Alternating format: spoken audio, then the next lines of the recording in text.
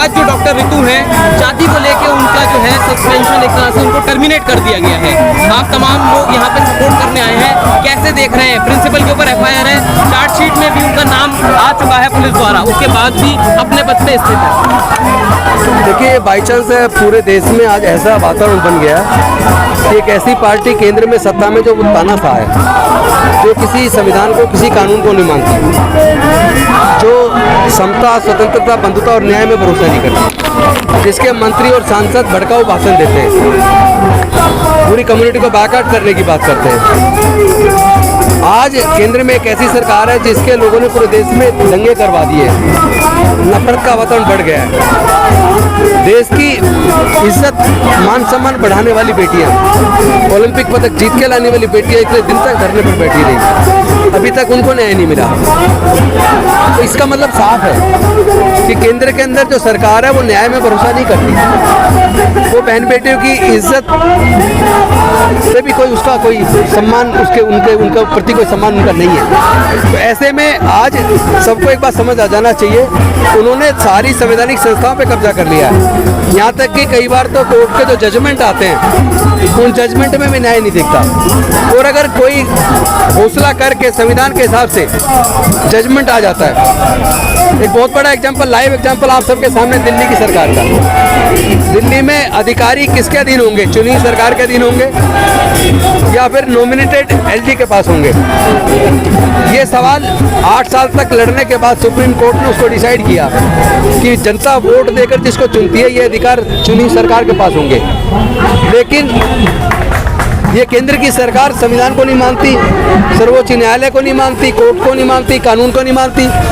उन्होंने अध्यादेश लाकर बाद में संसद के माध्यम से उसको बदल दिया, यानी कि सुप्रीम कोर्ट के जजमेंट को बदल दिया। इसका मतलब स्पष्ट है कि केंद्र की सरकार किसी न्यायालय को, किसी कानून को, किसी न्याय व्यवस्था को नहीं मानती है। इसका एक ही तरीका देश को समझ आ जाना चाहिए कि ये सरकार, इनको लगता है जैसे धर्म के नाम पे वोट मिल जाएगा, हिंदू मुसलमान करके वोट मिल जाएगा। तो आज पूरे देश के SC, ST, OBC माइनॉरिटी को ये समझना पड़ेगा कि इन्होंने एजुकेशन को महंगा करके आपके बच्चों से एजुकेशन छीन ली है। आज एजुकेशन इतनी महंगी, आपके बच्चे एजुकेशन नहीं ले पाएंगे। और इन्होंने सरकारी, ज़्यादातर जो सरकारी उपक्रम थे बेच दिए हैं, सरकारी नौकरियां ख़त्म कर दी हैं। तो नौकरी भी नहीं बची, पढ़ाई भी नहीं बची, अब बचा क्या? और ऊपर से गुंडों को इतना बढ़ावा दिया जा रहा है। जब उन पे मुकदमा दर्ज होता तो उनकी गिरफ्तारी नहीं होती। डॉक्टर रतन लाल भी यहाँ मौजूद थे सर, उनके साथ भी यही हुआ, उन पे एफआईआर थी, उनका प्रमोशन नहीं हुआ, ये कह के वाइस चांसलर ने कह दिया कि आपके ऊपर एफआईआर है। वहीं जो दौलत राम की प्रिंसिपल है, उसमें एफआईआर भी है, चार्जशीट भी है। कानून, एक ही देश के अंदर दो तरफा कानून चल रहा है, न्यायालय चुप है। न्यायालय, जैसे कि आपने बताया कि जो न्यायालय से जजमेंट्स आ रहे हैं वो ठीक नहीं आ रहे हैं, तो क्या करे बहुजन समाज? 80% से ऊपर। पहले तो आप ये समझ लीजिए, चाहे कानून में व्यवस्था हो, चाहे कोर्ट की जजमेंट आ जाए, मनवादी सरकार उसको अपने हिसाब से इस्तेमाल करती है।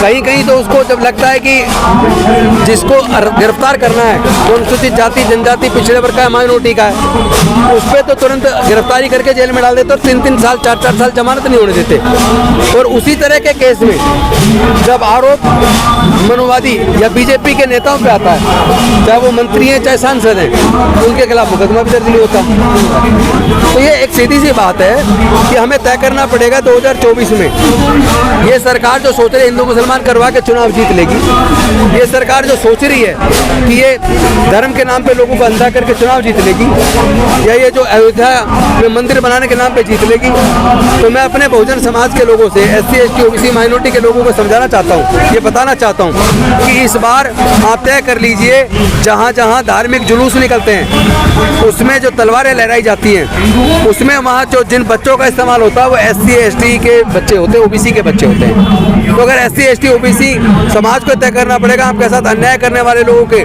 जुलूसों में आप अपने युवा बच्चों को ना जाने दें, आप अपने बच्चों का दंगों में इस्तेमाल ना होने दें। क्योंकि आज तक देश में जहाँ भी दंगे हुए हैं, जहाँ भी लोग मारे गए और जो मारने वाले हैं, उनकी जो सूची है उसको आप देखोगे तो उसमें SC, ST, OBC के लोग निकलेंगे, माइनॉरिटी के लोग निकलेंगे। या तो वो मारे गए या मारने में गिरफ्तार हुए और फिर कोर्ट लड़ने में उनकी पूरी जमीनें बिक गई, बर्बाद हो गए। तो जो लोग भड़काऊ भाषण देते हैं, जो लोग धर्म के नाम पर, जाति के नाम पर दंगे करवाते हैं, वो लोग कभी गिरफ्तार नहीं होते, मुकदमा उन पर दर्ज नहीं होता। ना कहीं आपको पुजारियों के बच्चे दंगे मिलेंगे, ना अफसरों के बच्चे दंगे में मिलेंगे, ना नेताओं के बच्चे दंगे में मिलेंगे, ना ना ना पूंजीपतियों के बच्चे मिलेंगे, इंडस्ट्रियलिस्ट के बच्चे नहीं मिलेंगे, व्यापारियों के बच्चे नहीं मिलेंगे।